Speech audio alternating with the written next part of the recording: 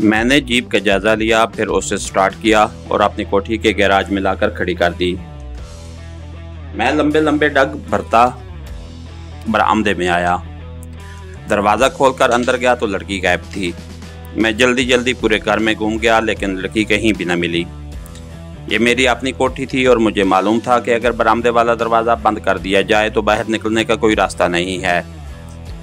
چھت پر جو آنی دروازہ کھلتا تھا اس کو میں بہت پہلے یہاں سے جاتی دفعہ تالا لگا گیا تھا اور میں نے دیکھا تھا کہ وہ اسی طرح لگا ہوا ہے۔ میں نیچے تہہ خانے میں آ گیا اور لڑکی کو آواز دی کہ وہ مجھ سے خوف زدہ نہ ہو۔ میں انڈین نہیں ہوں بلکہ مسلمان ہوں۔ میری آواز سن کر وہ تہہ خانے کے اندھیرے کونے سے باہر آ گئی۔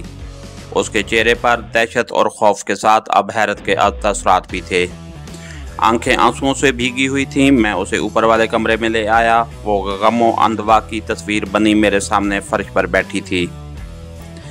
میں بھی اس کے پاس ہی فرش پر بیٹھ گیا اور اسے سرسری طور پر اپنے حالات سے آگاہ کر دیا، البتہ یہ نہیں بتایا کہ در حقیقت میں کون ہوں۔ جواباً لڑکی نے سسکیوں کے ساتھ اپنی داستان سنائی تو میرے رونگٹے کھڑے ہو گئے۔ وہ سینٹرل گورنمنٹ کے ایک اعلیٰ افسر کی بیوی تھی۔ اس کی شادی کو صرف 2 ماہ ہوئے تھے۔ اس کے خاوند کا تبادلہ کراچی سے ڈھاکہ ہوا تو وہ یہاں آ گئی اور گلشن کالونی کے ایک فلیٹ میں رہنے لگی۔ ڈھاکہ فال کے بعد اس کا خاوند اسے لے کر ساتھ والی کوٹھی میں ایک بنگالی کے ہاں آ گیا۔ اس انسان بنگالی نے دونوں کو اپنی کوٹھی میں چھپا لیا، مگر نوکروں نے مکتی بہنی والوں کو اطلاع کر دی۔ وہ وہاں آتم کے اور بنگالی افیسر کو حکم دیا کہ جن غیر بنگالی جوڑے کو اس نے چھپا رکھا ہے اسے باہر نکالے۔ بنگالی افیسر نے مزاحمت کی تو مکتی بہنی والوں نے اسے زخمی کر کے تلاشی لی اور انہیں گھسیٹ کر باہر نکال لیا۔ اس کے خاوند کو وہیں شوٹ کر دیا گیا اور اسے اغوا کر کے لے جا رہے تھے کہ 2 سکھ فوجی پہنچ گئے۔ انہوں نے اس لڑکی کو ان سے چھین لیا اور میری خالی کوٹھی میں لے آئے۔ میں اس لڑکی اور اس کے شوہر کا اصلی نام نہیں بتاؤں گا۔ آپ یوں سمجھ لیں کہ اس لڑکی کا نام شہناز تھا۔ یہ لڑکی کراچی کے اعلیٰ خاندان کی چشم و چراغ تھی اور اس نے انگریزی میں ایم اے کیا تھا۔ اس کے ماں باپ دلی سے ہجرت کر کے پاکستان میں آ کر آباد ہو گئے تھے۔ شہناز کے حواس ابھی تک درست نہیں ہوئے تھے۔ وہ بار بار اپنے خاوند کو یاد کر رہی تھی۔ وہ کہتی ان کی بے گور و کفن لاش مکتی بہنی والوں نے باہر سڑک پر پھینک دی تھی۔ خدا کے لیے مجھے میرے خاوند کے پاس لے چلو، میں اپنے دولہا کا آخری دیدار کرنا چاہتی ہوں۔ پھر وہ پھوٹ پھوٹ کر رونے لگتی۔ میں اسے صبر کرنے کی تلقین کرتے ہوئے حالات کی سنگینی کا احساس دلاتا اور کہا کہ ڈھاکہ میں ہزاروں دولہا دلہنوں کو قتل کر دیا گیا ہے اور قتل کیا جا رہا ہے۔ سارے مشرقی پاکستان میں خون کی ہولی کھیلی جا رہی ہے، لہٰذا اس وقت ضرورت اس بات کی ہے کہ کسی طرح اپنی جان بچائی جائے۔ میں نے کچن سے پانی لا کر اسے پلایا۔ رات کے 2:30 بج رہے تھے۔ صبح ہونے میں زیادہ دیر نہیں تھی اور میں ابھی تک یہ فیصلہ نہیں کر سکا تھا کہ اس بدقسمت لڑکی کو لے کر کہاں جاؤں اور میں اس کی کہاں تک حفاظت کر سکوں گا۔ میری اپنی زندگی کا کچھ بھروسہ نہیں تھا کہ ایک شریف لڑکی کی ذمہ داری بھی مجھ پر آن پڑی تھی۔ میں اسے واپس اس کے ہمسائے بنگالی کنبے کے پاس بھی نہیں لے جا سکتا تھا۔ جس بنگالی افسر نے انہیں پناہ دی تھی وہ خود زخمی ہو چکا تھا۔ اگر میں شہناز کو ان کے پاس لے بھی جاتا تو اس فیملی کے نوکر دوبارہ مکتی بہنی والوں کو خبر کر سکتے تھے۔ میں نے شہناز سے اس موضوع پر بات کی تو وہ سہم گئی۔ میں وہاں نہیں جاؤں گی، وہ لوگ پھر آ جائیں گے۔ خدا کے لیے میرے خاوند کی لاش سڑک پر سے اٹھا لاؤ۔ مشرقی پاکستان کی سڑکوں، گھاٹیوں، شاہراہوں اور گلی کوچوں میں سینکڑوں ماؤں کے جگرے گوشہ کی لاشیں بے گور و کفن پڑی تھیں۔ میں کس کس کی لاش اٹھا کر لاتا؟ شہناز کو کچن میں چھوڑ کر میں ٹی وی لاؤنج میں آ گیا۔ تینوں لاشیں ویسے ہی اونتے پڑی ہوئی تھیں۔ میں اپنے ساتھ کچن میں سے موم بتی لیتا آیا تھا۔ میں نے موم بتی جلائی تو دیکھا کہ تینوں لاشوں پر بے شمار چمٹیاں رنگ رہی تھیں۔ خدا جانے اتنی ساری چمٹیاں کہاں سے آ گئی تھیں۔ لاشیں چمٹیوں سے ڈھک گئی تھیں۔ میں نے دونوں سکھ فوجیوں کی برین گنیں اور ہندو کیپٹن کا ریوالور اتارا اور کچن میں واپس آ گیا۔ برین گن کا چیمبر تقریباً خالی ہو چکا تھا جبکہ دونوں سکھوں کی برین گنیں بھری ہوئی تھیں۔ شہناز دیوار کے ساتھ لگی فرش پر خاموش بیٹھی مجھے پتھرائی ہوئی آنکھوں سے دیکھ رہی تھی۔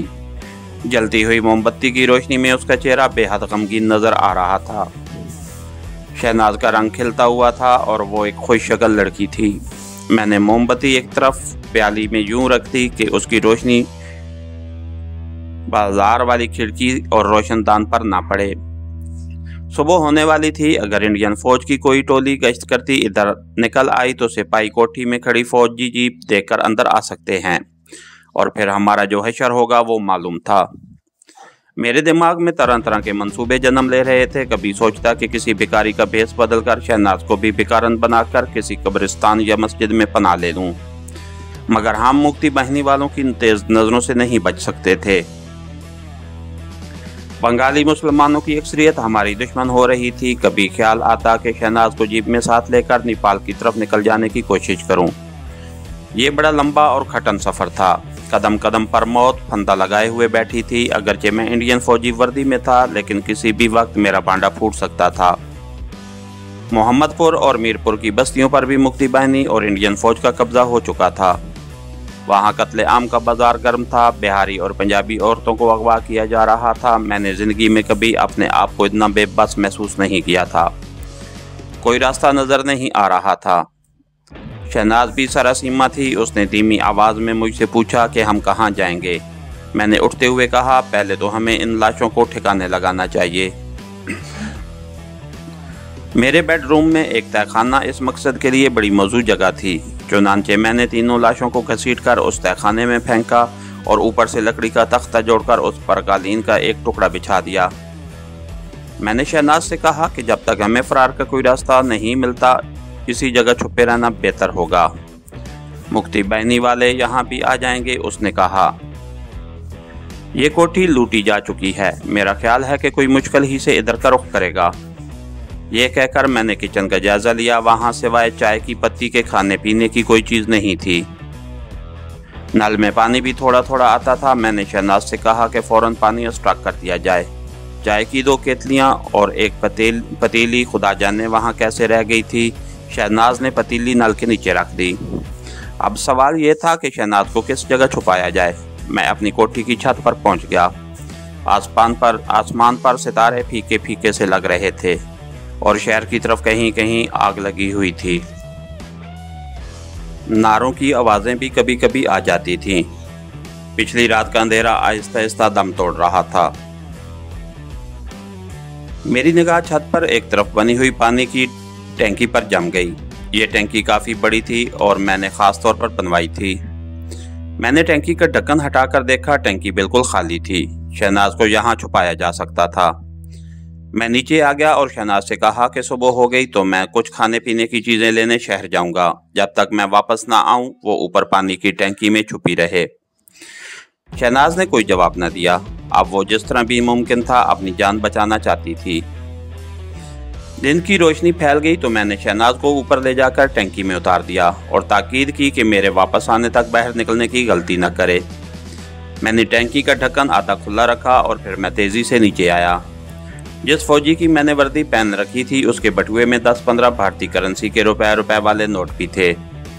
मैंने ब्रेन गन कांटे से लटकाई, बरामदे में आकर कमरे का दरवाजा बंद करके चटखनी लगाई और जीप में जा बैठा। फिर खुदा का नाम लेकर सड़क पर निकल आया। मैं गुलशन की सुनसान सड़कों से निकलकर छावनी जाने वाली बड़ी सड़क पर आ गया। कर्फ्यू को खुले थोड़ी देर हुई थी। दुकानें बंद थीं। अक्सर दुकानें लूटी हुई थीं। ईंट पत्थर सड़क पर बिखरे हुए थे। कुछ जले हुए मकानों से अभी तक धुआं उठ रहा था। बहुत कम लोग नजर आ रहे थे। चौराहे पर इंडियन फौजियों ने मुझे जीप से गुजरते देखकर सैल्यूट किया। मैंने हाथ हिलाकर हाथ के हल्के से इशारे से जवाब दिया। कुछ बंगाली जय बंगला के नारे लगाते चौक में से गुजर गए। छावनी एक फरलांग दूर रह गई थी तो मैं फार्म गेट की तरफ घूम गया। छावनी में कसरत से इंडियन फौज मौजूद थी। मैं उधर जाने का खतरा मूल नहीं ले सकता था। यहाँ बाजार में बेकरी की एक दुकान खुली थी। मैं जीप रोककर दुकान में दाखिल हुआ तो बंगाली दुकानदार ने मुस्कुराकर मेरा खैर मुकद्दम किया। मैंने 2 बड़ी डबल रोटियां और कुछ अंडे खरीद कर लिफाफे में रखवाए और पैसे देकर बाहर जीप में आ गया। एक भारतीय सिपाही मेरी जीप को गौर से देख रहा था। मुझे देखकर वो जल्दी से परे हट गया और सैल्यूट मारकर अटेंशन हो गया। मैंने उसे डांटते हुए कहा, इधर क्या देखता था ओ जांगली, तुम दुश्मन के इलाके में हो, अंबाला छावनी में नहीं हो। इंडियन सिपाही ने एक बार फिर मुझे सैल्यूट किया और कहा, सब ठीक है सर। मैं जीप लेकर वहां से निकल आया। वो एक कैप्टन की जीप थी, जबकि मेरी वर्दी पर हवलदार रंग के फीते लगे थे। किसी को भी शक हो सकता था, चुनांचे मैं ज्यादा देर कहीं भी रुकना मुनासिब नहीं समझता था।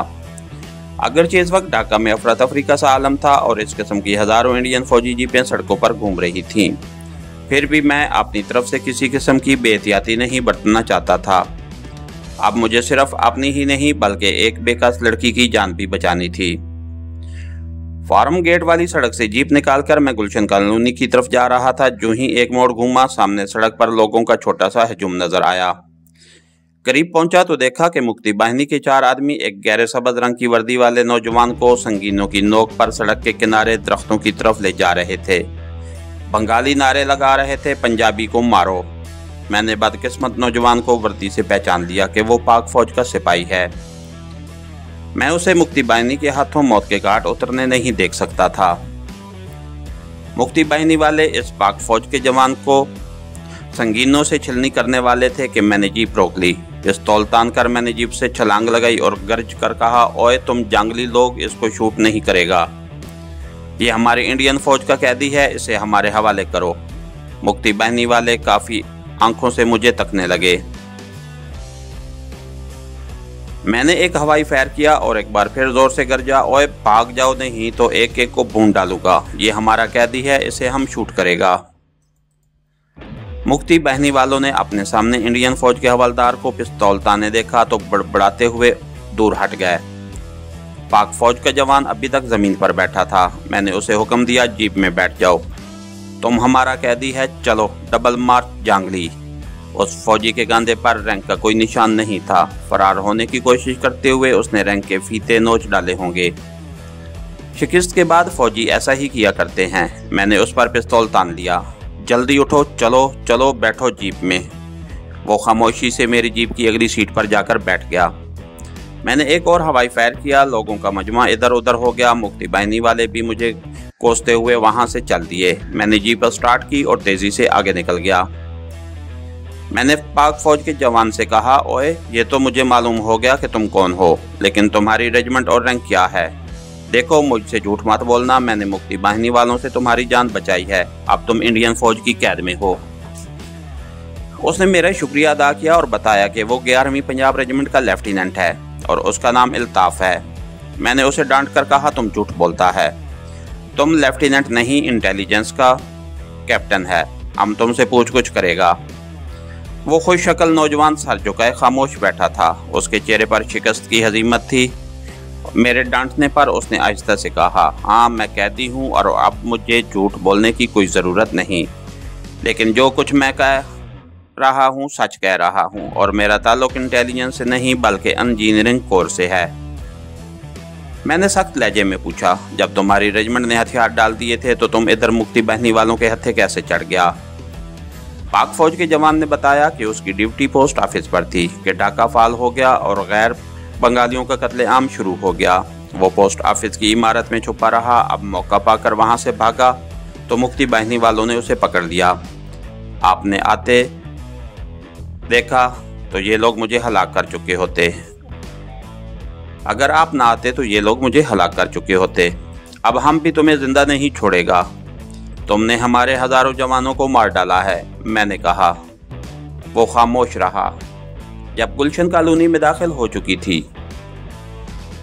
जीप गुलशन कॉलोनी में दाखिल हो चुकी थी।